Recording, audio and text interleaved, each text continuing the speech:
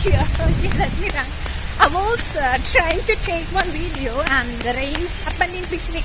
I think you can see the rain. It's really raining outside. Okay. Well, we'll stand here. So let us start our session here itself. Welcome back to IHA Talks. So today I am here with you to discuss the topic, the uses of simple tenses in English. Okay, so the first idea that you have to keep in mind for using the simple tenses, simple past tense. Okay, the use of simple past tense is of course the sentence structure. Okay, so the sentence structure in the sense like you have to go for subject, be2 and object. My goodness, it's heavy rain out here. Okay, well, so inside this simple past tense, the sentence structure will be subject, be2 and object. Okay, so in the sense like if I take into consideration the verb called write, I make use of this verb called write just because this write actually has 3 forms. Okay, and I just make use of this. So the sentence will be he, for example, if we take he as a subject over here, it will be like he wrote a letter. Are you getting it?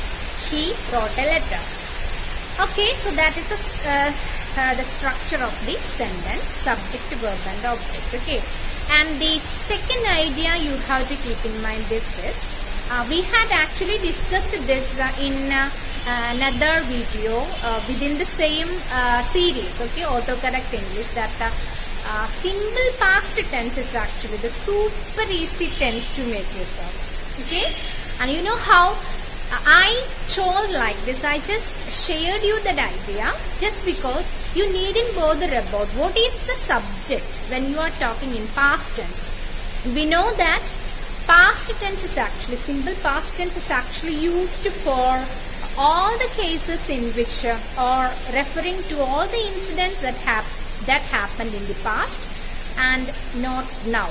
Okay, things that already happened. It takes the usage of a past tense. Are you getting it? So over here, our point is when you are referring to the actions that happen in the past, you needn't bother about what is the subject. And I believe you are getting onto my point, because when we started discussion, we discussed about what are the sets of singular subjects and what are the sets of plural subjects. Do you remember? So singular subjects are, for example, he, she, it, everybody, boy, girl, all the singular names, okay, of things, objects, etc. And plural subjects are I, you, they, we, okay, boys, girls, organizations, institutions, etc., etc., etc. All plural forms of objects. Okay, and things like that. Okay, so over here, V2 form, that is the form that we have to make use of, okay, for constructing sentences in simple past. And if we are making use of this V2 form, then you needn't bother about whatever is the subject, what exactly is the subject. Okay, so for example, if I go for making the same word, okay, it will be like, for example, he wrote a letter, she wrote a letter, everybody wrote a letter, okay, then Smita wrote a letter.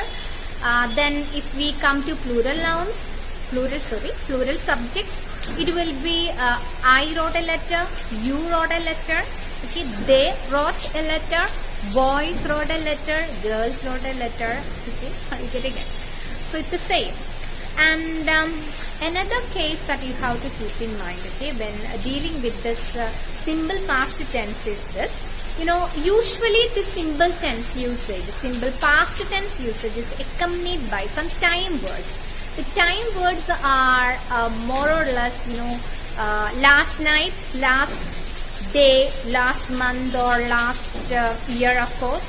Then you have yesterday, okay, then ago, okay. All these are some time words that we make use of, okay, while using simple past tense. But don't think like you have to make use of these time okay, denoting words to make a sentence in past. That is not what I am trying to tell you. But most of the cases, in many cases, these words represent that the sentence is actually in past, and you can also make sentences using these words.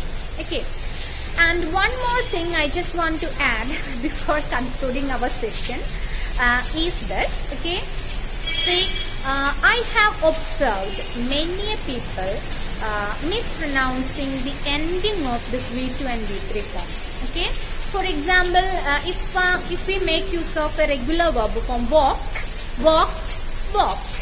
Okay, walked, walked, walked. V2 and V3 form are the same with ed, so they belong to the category regular verbs. But right throat written, V1, V2, V3, three are different. They belong to irregular verbs, and we have already by-hearted all these. Okay, well, but I have observed many students, okay, committing this mistake. They actually make use of either. Okay, if it is walked, then the students will be reading like walked. There is no pronunciation like walked in English. That is stupidity. Correct it. Okay.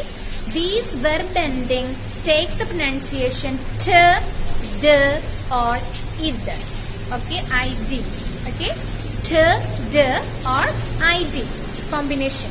So, for example, and I will be giving you one tip over here. Okay.